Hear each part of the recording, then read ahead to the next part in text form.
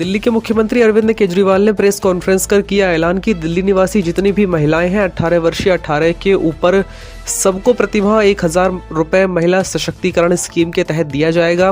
परंतु जो महिलाएं सरकारी नौकरी या पेंशन पा रही हैं या करदाता हैं उन्हें इस योजना का लाभ नहीं मिलेगा। मुख्यमंत्री अरविंद केजरीवाल का कहना है कि अन्य पार्टियों के नेता महिला सशक्तिकरण की बात करते हैं, पर बिना पैसे के सशक्तिकरण कैसे होगा? जब जेब में पैसा होगा तभी व्यक्ति पावरफुल महसूस करता है।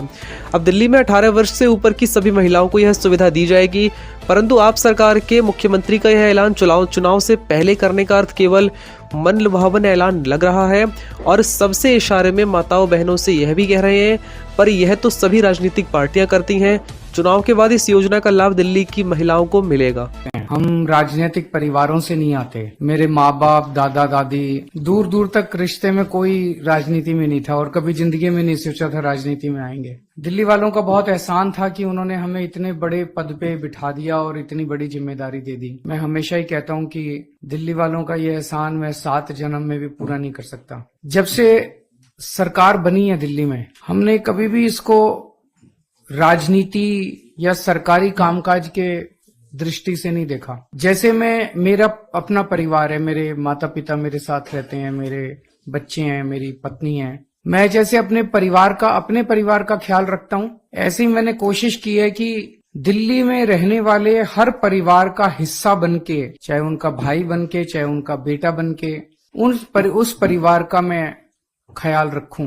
दिल्ली के जितने बच्चे हैं उनको मैं अपना बच्चा मान के उनको अच्छी से अच्छी शिक्षा देने का मैंने कोशिश की है। मेरी कोशिश रही कि जैसी शिक्षा मेरे बच्चों को मिल रही है, उस वैसी अच्छी शिक्षा दिल्ली के हर बच्चे को मिले। मेरी कोशिश है कि अगर किसी के भी परिवार में दिल्ली में कोई बीमार हो तो पैसे के अभाव में उसका खराब इलाज नहीं होना चाहिए, उसे अच्छे से अच्छा इलाज मिलना चाहिए। तो हर परिवार का मैंने ख्याल रखने की कोशिश की, उनका बड़ा बेटा बनके, उनका भाई बनके। आज दिल्ली की मेरी माताओं के लिए और मेरी बहनों के लिए एक बहुत बड़ा ऐलान किया गया है। ये कोई बहुत छोटी चीज नहीं है।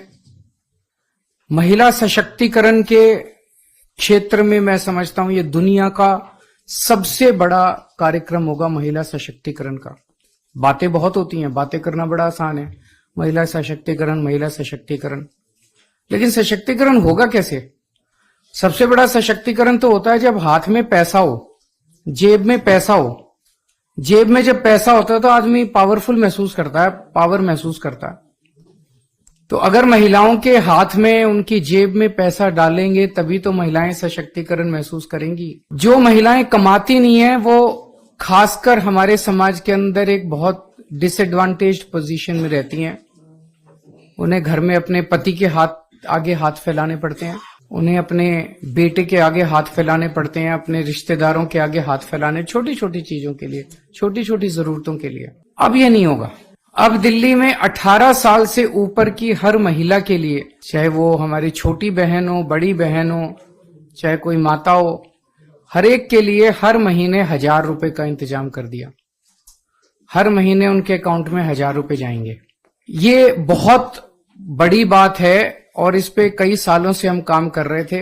जाहिर तौर पे इस पे काफी पैसे का खर्च आएगा, लेकिन चूंकि दिल्ली में अब एक बहुत ही ईमानदार सरकार है, एक एक पैसा बचाती है। पहले बिजली फ्री की, पानी फ्री किया, शिक्षा फ्री की, इलाज फ्री किया, तीर्थ यात्रा फ्री की, महिलाओं का सफर फ्री किया। तो पैसा बचा बचा के जनता तक पहुंचाती है। यही पैसा, ऐसा क्यों नहीं हुआ कि पहले क्यों नहीं हुआ, ओवरलोग क्यों नहीं कर रहे हो? क्योंकि वो सारा पैसा पार्टी वाले खा जाते हैं, दूसरी पार्टियों वाले सारा पैसा नेता खा जाते हैं, नेताओं की तरफ जाता है, सारा पैसा नेताओं की जेब में जाता है। दिल्ली में ऐसा नहीं होता। दिल्ली में सारा पैसा, एक एक पैसा बचा के हमने जनता पे खर्च किया है। तो अब वो बचा के इस साल हमारा वो सपना पूरा हुआ जब हम सोच रहे थे कि हर महिला को हम हर महीने 1000 रुपए देंगे।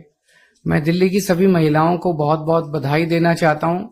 आपका बहुत एहसान है मेरे ऊपर, आपका बहुत आशीर्वाद है मेरे ऊपर। आपसे मुझे कुछ नहीं चाहिए, बस ये आशीर्वाद अपने भाई पे और अपने बेटे पे बनाए रखना।